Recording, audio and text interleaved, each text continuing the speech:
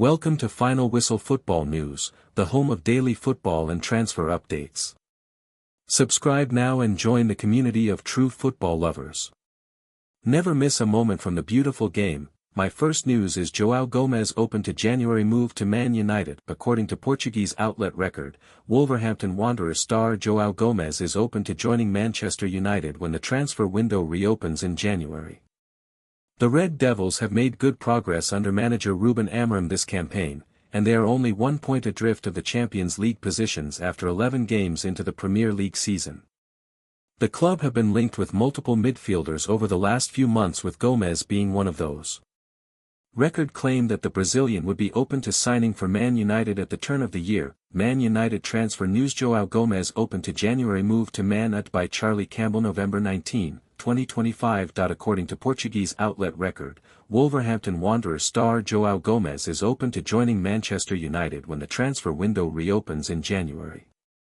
The Red Devils have made good progress under manager Ruben Amorim this campaign, and they are only 1 point adrift of the Champions League positions after 11 games into the Premier League season.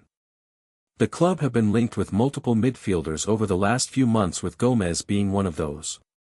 Record claimed that the Brazilian would be open to signing for Man United at the turn of the year. However, he won't come on the cheap. Wolves are at the bottom of the English top flight, but they are still expected to hold out for at least £44 million to part ways with the former Flamengo graduate. Experience. United have partly focused on signing players with Premier League experience. Bryan Mbeumo has been an instant hit since his move from Brentford last summer with regular goals, while Matheus Cunha has also impressed with his creativity. Gomes would be an equally good acquisition during the winter transfer window.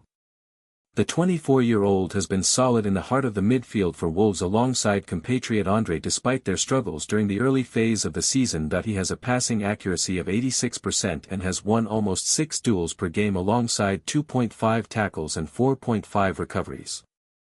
Gomes has excelled with his defensive contributions, but has likewise impressed with his high pressing and work rate over 90 minutes. If the Red Devils were to sign him this winter, he would be an upgrade on Casemiro.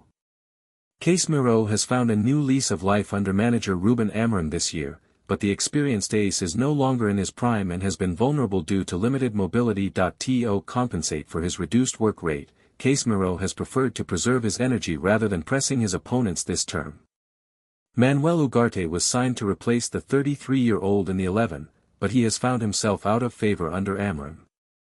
Gomes may feel he can break into the starting lineup right away and become a permanent figure in the number 6 position. My second news is Real Madrid hit with major blow as injury to defender is confirmed. Real Madrid have lost one of their best players to injury, with Xabi Alonso forced to reshuffle his defense for the coming weeks. After coming off with pain during Brazil's 1-1 draw with Tunisia, an injury for Eder Militao has been confirmed. Militao reportedly felt discomfort in the opening minutes of the encounter, but continued on until the 57th minute, when he was replaced by Carlo Ancelotti. Tests have now confirmed a suspected adductor injury in the back of his thigh, as announced by Real Madrid on Wednesday afternoon. Militao ruled out for 2 weeks. Although Los Blancos did not provide a recovery time for Militao, as is standard practice, Diario AS report that he will miss around 2 weeks of action. This suggests that the injury is more of a strain rather than a muscle tear, which should mean recovery is much more simple. How many games will Militao miss for Real Madrid? Los Blancos go into a tricky run of fixtures after the international break, which has 4 straight-away trips included. The 27-year-old will almost certainly miss away matches at Elche, Olympiacos in the Champions League, Girona and Athletic Club. There is a good chance that he is back in time to face Celta Vigo at the Bernabeu on the 7th of December, and then Manchester City the following week. Real Madrid close out the year with a trip to Alaves and a home tie with Sevilla thereafter. What alternatives does Xabi Alonso have? Militao has been Los Blancos' best defender this season, and has normally been partnered by Dean Huijsen. He has also been suffering from discomfort of late, and left Spain duty, but is expected to be fit to start against Elche this weekend. Antonio Rudiger will return from action next week in all likelihood, but will be eased back in, thus Raul Asensio seems the most likely partner for Huijsen. David Alaba is another option, but Alonso has rarely called on it this season. My third news is Scotland and 28-year wait. Haaland fires Norway to first World Cup qualification since 1998. A generation of supporters who had lived their entire footballing lives without seeing their national team on the biggest stage watched Scotland qualify for the FIFA World Cup for the first time since 1998. Scottish football has known long nights of disappointment, but none of them mattered on Tuesday when Hampden Park finally exhaled. A generation of supporters who had lived their entire footballing lives without seeing their national team on the biggest stage watched Scotland qualify for the FIFA World Cup for the first time since 1998. It began with a moment that will be replayed for decades. Scott McTominay, enjoying the richest spell of his career and now a commanding presence in Napoli's midfield, leapt into the Glasgow night to meet Ben Gannon-Doak's cross. The overhead kick was as audacious as it was flawless, the sort of goal that draws comparison with Cristiano Ronaldo's famous strike for Real Madrid against Juventus in 2018. Pat Nevin, watching on for BBC Radio Scotland, spoke later of how rare it is for a match to strike so deeply. The former Chelsea and Everton winger struggled to recall another night that had touched him in the same way. The noise, the togetherness, the rawness of it all. For Nevin, the indelible image was Steve Clarke's face at full time, buried under the embrace of his players and reflecting the joy pouring from the stands. McTominay's opener did not settle the contest. Rasmus Højlund, his club teammate at Napoli and formerly at Manchester United, levelled from the penalty spot just before the hour. A draw was useless to Scotland and ideal for Denmark. But Rasmus Christensen's sending off gave the home side renewed impetus. Lawrence Shankland, summoned from the bench, dragged Scotland ahead. Relief turned to dread when Patrick Dorgu equalised, only for Kieran Tierney to restore the advantage yet again. Kenny McLean, replacing the injured Gannon-Doak, added a fourth as Hampden dissolved into ecstasy. The final scoreline of 4-2 captured the turmoil, resilience and release of the night. The celebrations even spilled south.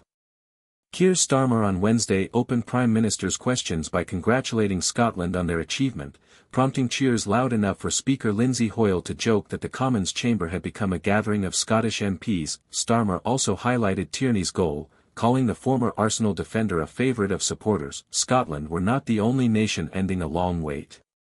Norway also secured their first World Cup appearance since 1998 with a 4-1 victory over Italy at a drenched San Siro on Sunday. Erling Haaland, who had predicted in a Time magazine interview that his team had only a 0.5% chance of winning the 2026 tournament, struck twice in as many minutes to complete a perfect qualifying campaign of 8 wins from 8. Norway needed to avoid a 9-goal defeat to guarantee their place, but Ståle Solbakken side approached the night with composure and authority. Haaland's 16 goals in qualifying have underlined his devastating form for club and country, and he enters the World Cup as one of the most formidable players on the planet. There was symbolism too in the achievement. Haaland's father, Alf Inge, was still representing Norway the last time they graced the finals, a tournament won by Zinedine Zidane's France. Now the son arrives as the face of a golden generation, with Norway looking like a team writing a new narrative, one that makes them genuine dark horse contenders next summer. Italy will have to navigate the play-offs in March after finishing 6 points behind Norway. Their qualifying campaign was punctuated by defeats to Solbakken's side, and the whistles that chased them from the pitch on Sunday told the story of a nation once again grappling with familiar failings. For Scotland and Norway, qualification ends decades of absence. But this is what World Cup qualifying does. It exposes flaws, tests belief, and then, when the chance is grasped, offers moments that will be told and retold long after the final whistle. My last news is David Beckham signs deal with Bank of America ahead of 2026 World Cup. David Beckham wants to boost engagement in soccer ahead of next year's World Cup. Soccer icon David Beckham has forged a multi-year partnership with Bank of America, aiming to champion global sports initiatives ahead of the 2026 FIFA World Cup in North America. The collaboration, first reported by Reuters, sees the former England captain leveraging his influence to further ignite interest in the sport across the United States. Beckham, a co-owner of Major League Soccer, MLS, side Inter Miami, has been instrumental in elevating soccer's profile in the US, notably by bringing Lionel Messi to Miami in 2023 that he anticipates the World Cup will significantly boost engagement in a market he calls a sleeping giant. It is the biggest sporting competition in the world, Beckham told Reuters. I've seen a huge uplift in the support for the game. We know that there's a huge market there, it's kind of a sleeping giant. For Bank of America, a World Cup sponsor, this alliance aligns with its strategy of investing in global sporting events. David Thierry, the bank's president of global marketing and digital, explained such partnerships enhance its brand, market services, and connect with local communities.